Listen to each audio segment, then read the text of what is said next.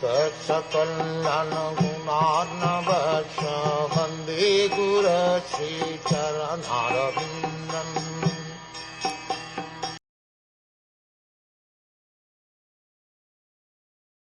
O sinless one, because the personality of Godhead, the controller of all living entities, is the father of all religion and all those who are candidates for religious activities, kindly describe how he can be completely satisfied.